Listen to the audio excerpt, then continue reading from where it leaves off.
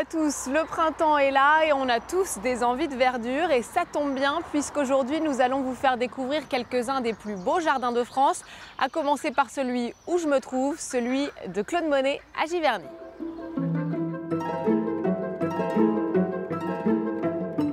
Un festival de couleurs et de senteurs, le jardin du maître impressionniste est digne d'une œuvre d'art. Effet de perspective au clos normand, jeu de reflets dans le jardin d'eau. Dès son arrivée à Giverny en 1883, Claude Monet travaille le lieu comme un tableau. Fasciné par la nature et la lumière, le peintre jardinier en fait vite une de ses premières sources d'inspiration, notamment pour l'une de ses toiles les plus connues, les Nymphéas.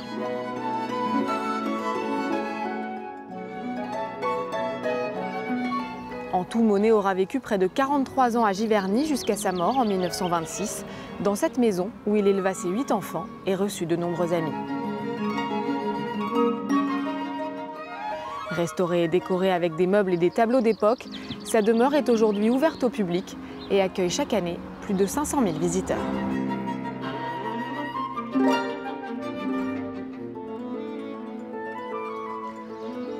Évidemment, le jardin de Giverny inspire nombre de jardiniers et de paysagistes. L'un d'entre eux a même reçu le titre de plus beau jardin de l'année ici en France. Ça se passe dans l'Ain où un avocat s'est pris de passion pour le jardinage. C'est un jardin hors du commun, orné de multiples végétaux, plantes vivaces, rosiers, arbres fruitiers. Un jardin de 2 hectares que les rayons du soleil magnifient. Le jardin de l'année.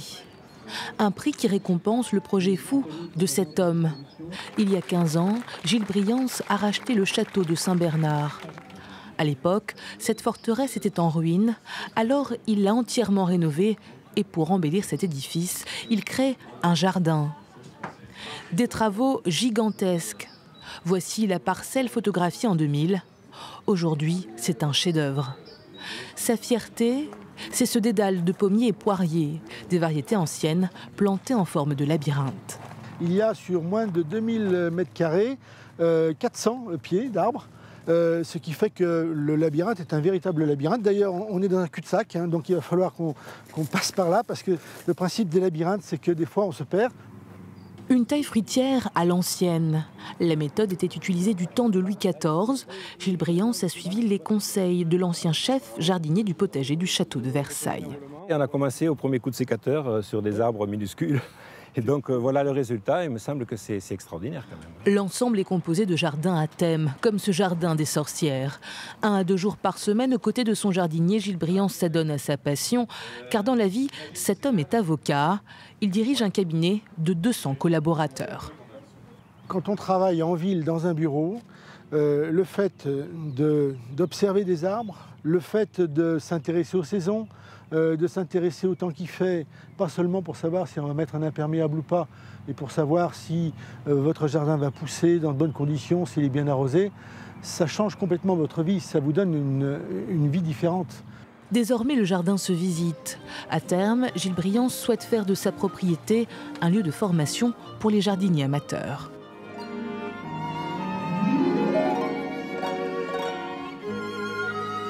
Lieu de balade et de rêverie par excellence, les jardins peuvent aussi parfois devenir des décors plus inattendus. Exemple au domaine de Chamarande, dans l'Essonne, près de Paris.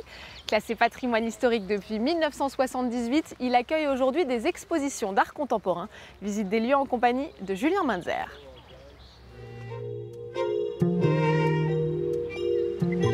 Un jardin du XVIIIe siècle devenu galerie d'art, Chamarande a offert son patrimoine historique aux œuvres contemporaines. Un mélange étonnant pour mettre en valeur le site.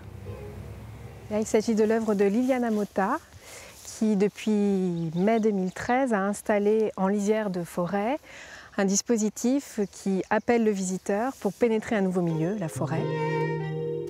Le propos du domaine de Chamarande fonctionne aujourd'hui autour de l'art contemporain et du développement durable. Et je pense que c'est la particularité de ce lieu que d'offrir aux visiteurs, dans un lieu patrimonial, un jardin historique remarquable, des œuvres très contemporaines qui participent à l'effet de surprise du jardin. Les œuvres se perdent dans la nature, parfois même au cœur de la forêt. Se promener tout autour du château se transforme en véritable chasse au trésor. Soudain, sur l'île artificielle, une apparition, un hameau perché à 3 mètres de haut. Voici Rise, l'œuvre de ce jeune artiste, Étienne de France. C'est une œuvre sur l'imaginaire et pour moi qui parle de résistance et de liberté à travers le matériel et à travers le fait qu'on ne puisse pas vraiment l'accéder et le fait que ce soit un réseau sur une forêt et sur une île. Voilà, 2 lieux qui sont des lieux d'expérimentation en fait.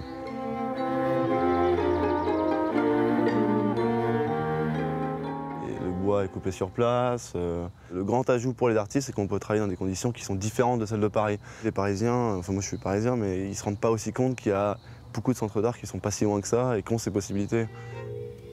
17 installations, tout à l'échelle de cet immense parc de 98 hectares, ouvert gratuitement au public. Des œuvres qui se fondent dans le décor et offrent une balade des plus atypiques.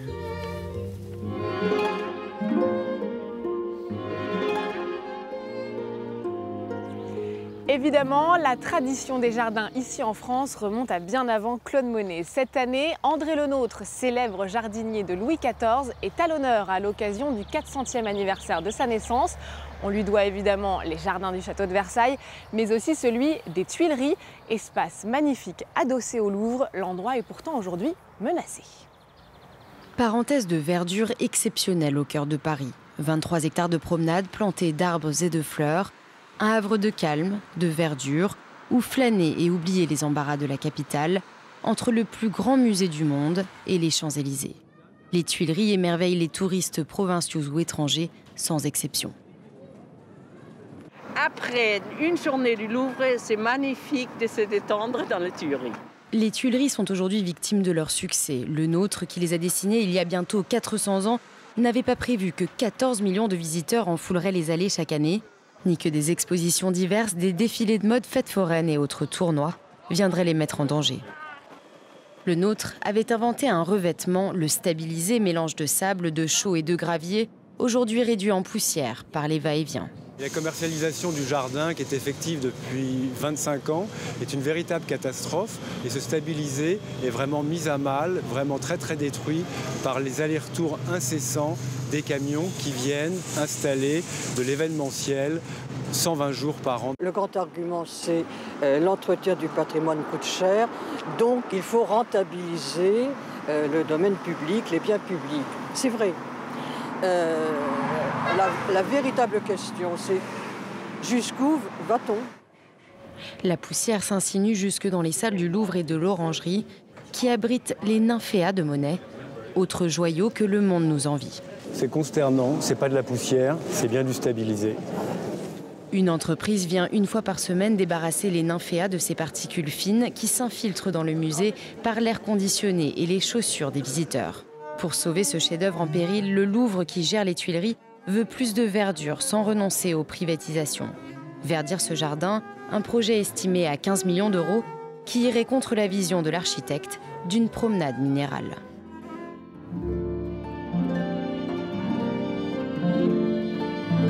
On se quitte justement sur l'étang qui a inspiré Claude Monet pour ses célèbres nymphéas.